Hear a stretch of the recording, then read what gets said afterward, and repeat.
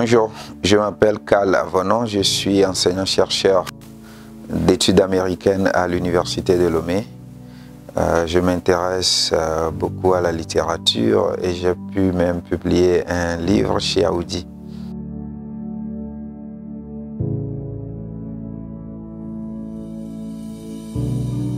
La nature m'a donné une chance très formidable de commencer à vivre très seul depuis le bas âge.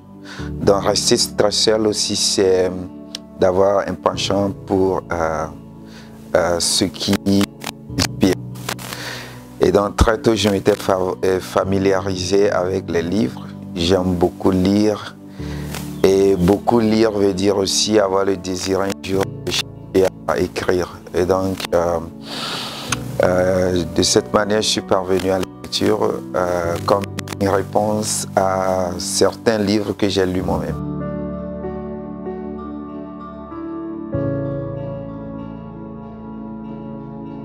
Oui, c'est difficile de renoncer pour quelqu'un qui croit qu'il a tous les pouvoirs.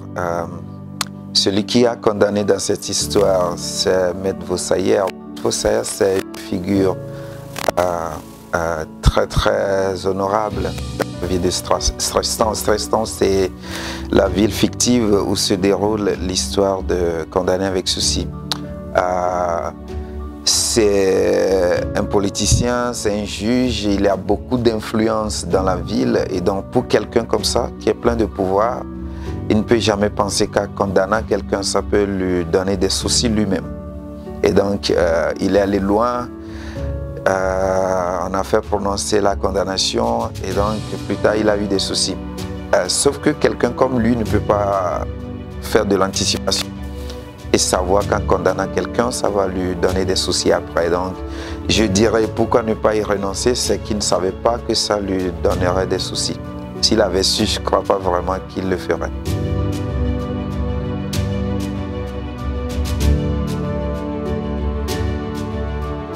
Bon, merci d'abord pour votre appréciation, je ne le crois pas vraiment. Mais je crois que je me suis familiarisé d'abord avec la littérature française. J'ai lu beaucoup de français. Je crois que les romans que j'ai lus en français, les Français de l'ancien temps, ça m'a montré que les Français étaient très intelligents. Et donc, je m'étais intéressé à leur littérature. J'ai lu beaucoup dont je ne vais pas donner le nom pour ne pas créer des jaloux. Et donc, je dirais que ma première maison, c'est la littérature française, des auteurs français qui m'ont beaucoup inspiré et de ma vie. Et donc, c'est vrai que j'ai fait les études anglaises à l'université, mais l'université aussi, ça veut dire 13 ans de français avant. Mais non, dire belle plume, oui, je dirais, si je dois me qualifier aujourd'hui, je dirais que j'écrirais mieux en anglais qu'en français.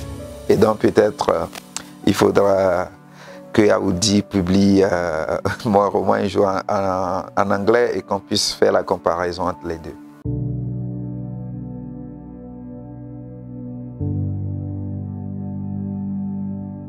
Il y a eu plusieurs choses. J'étais étudiant, j'étais en 4e année. Je regarde beaucoup de films jusqu'à présent. J'ai lu beaucoup d'histoires.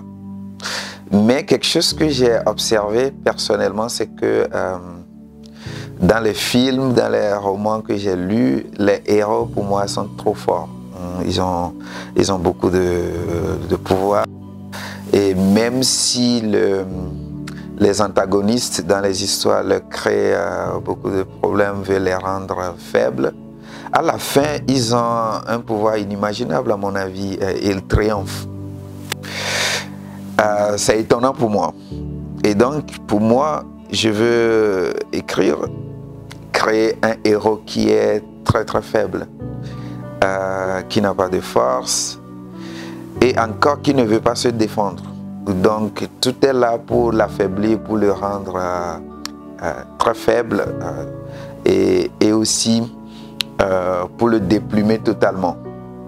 Et donc, si l'antagoniste le déplume avec son pouvoir, qu'il a sa grande influence dans la ville de Stresstown, Bill, qui est le protagoniste de cette histoire, il le sait, mais il a rejeté le soutien que ses amis voulaient lui apporter. Et lui-même, il a aggravé sa situation à la justice. Il a été accusé pour quelque chose qu'il n'a pas fait. Et devant la cour, il a plutôt dit qu'il l'a fait pour aggraver son cas. Donc pour moi, c'est des matériels que j'ai mis ensemble pour avoir un héros vraiment faible qui n'a de force, qui lui vient de nulle part. Voilà le type de héros que j'ai voulu créer, mais je me demande toujours si j'ai bien réussi ou s'il faut continuer la réflexion.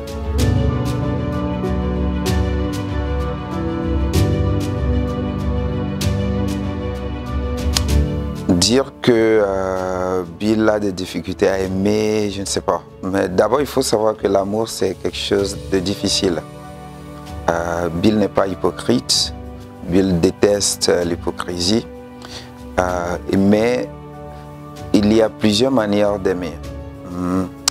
Bill n'est pas du genre de te dire au bout de chaque heure « je t'aime » pour savoir qu'il aime. Pour lui, l'amour, c'est quelque chose de pratique. C'est quelque chose qu'on voit dans les faits. Et donc, même s'il ne l'exprime pas oralement, je crois que Bill, c'est quelqu'un qui a un amour très fort d'abord pour la justice et beaucoup pour l'humanité.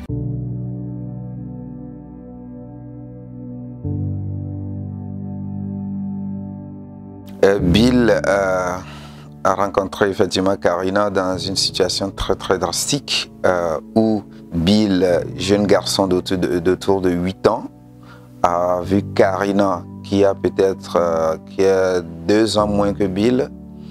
Karina, je rappelle que c'est la fille de Monsieur Dieu, le juge.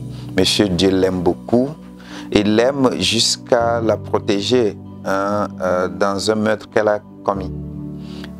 Elle a étouffé un bébé dans un berceau, le bébé était mort, Karina. Mais son père a été témoin d'une manière de cette scène, mais il ne l'a jamais révélé.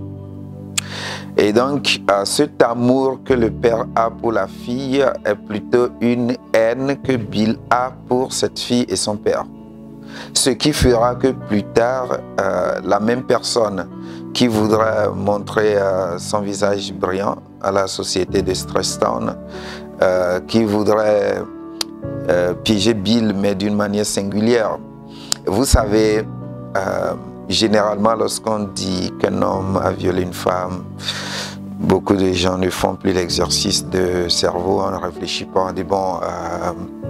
il y a un proverbe national qui dit si la chaise sur laquelle tu t'assois dit que tu as pété, tu ne peux pas dire non. Et donc je pense que c'est ce que Karina et son père ont utilisé. Donc on va dire bon, la fille dit qu'elle a été violée. Donc le problème c'est pas de savoir si tu as violé ou non, quoi. Donc tu seras condamné pour viol. Mais non, il y a un revers de la médaille qu'il n'avait pas vu tout de suite. C'est que Karina était fiancée au grand frère de Bill. Il devait faire le mariage dans quelques jours. Et donc, ils n'ont pas pu voir que quelqu'un n'aimerait pas épouser une fille qui a été violée, dont le viol a été médiatisé et que son frère est en prison. Et donc, ils n'ont pas vu ce côté. L'autre côté aussi, c'est que lorsque les gens disent, par exemple, qu'ils ont été violés, on ne fait pas tout de suite la différence entre tentative de viol et viol. Bill a été accusé pour tentative de viol, mais Bill a précisé, il y a aussi un problème de lecture à ce niveau. Bill voulait savoir comment est-ce que vous faites la différence entre tentative de viol et viol pour condamner quelqu'un. Donc il voulait la clarification. Est-ce que c'est un viol ou c'est une tentative de viol? Et donc, à défaut d'avoir cette clarification, il a dit oui, il a vraiment violé. Quand bien même ce n'est pas pour cela qu'on l'a mené à la justice. On l'a mené pour dire tu as tenté de violer la fille de l'homme le plus influent de Stresstown. Et je dis ben moi je l'ai violée. Donc ce n'est pas une tentative de viol. Et donc ça fait un peu l'idée de corriger le chef d'accusation, mais toujours sous l'influence de M. Dieu, de Maître Vossayer. Rien n'a été fait. Il faut se précipiter très vite pour condamner et donc pour avoir des soucis après.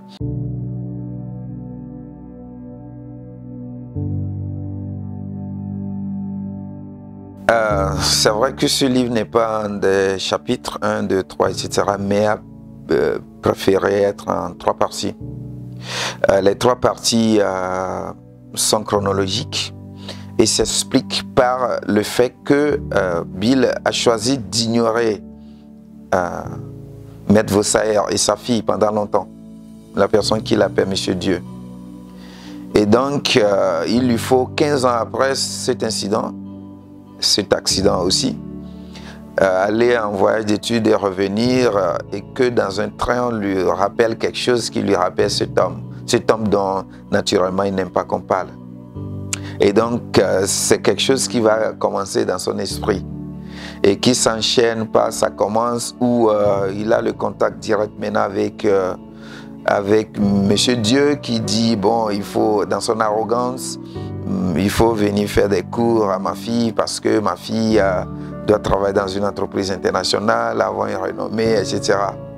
Et donc voilà le contact qui commence maintenant. Mais à la justice, pourquoi ça refuse de se terminer? Bill ne croit pas que jusque-là, même en le condamnant, cette affaire est finie. Quand bien même Monsieur Dieu a réussi à être tué, pour Bill, ce n'est pas encore la fin de l'histoire. Donc cette histoire refuse toujours de se terminer. Mais non, ça fait 6 ans. Oui, c'est vrai, ça fait 6 ans. Il s'est passé beaucoup de choses et je le regrette d'une manière. Cette histoire a une suite et ça viendra, je ne vous dirai pas quand, mais ça ne va plus vraiment tarder.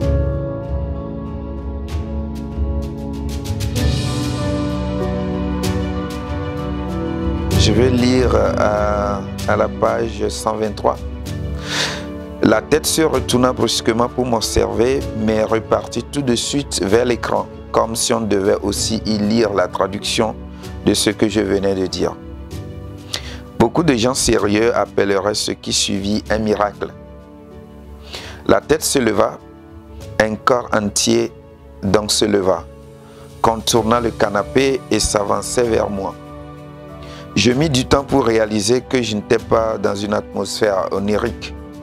C'était un corps presque à poil s'il n'y avait pas juste un bikini et aussi une rivière de diamants sur son cou grêle et un bracelet apparemment en métal précieux. Et tout cela se transportait avec désinvolture vers moi. Je pouvais remarquer aussi, malgré la faiblesse de la clarté, lorsque le corps était plus proche de moi, un sourire. Cela dépassait un degré de répugnance qui me cloua sur place et me rendit hystérique. Quelque chose me rappelait que je devais vomir, mais l'envie était encore loin. Il m'était difficile de dénicher le début de cette exposition qui était juste sous mes yeux, finalement, à 2 pas. On toucha au bikini et au collier avec fierté. « Vous venez d'acheter tout ça ?» demandai-je. Cette question par mégarde arrêta l'avancement et le sourire.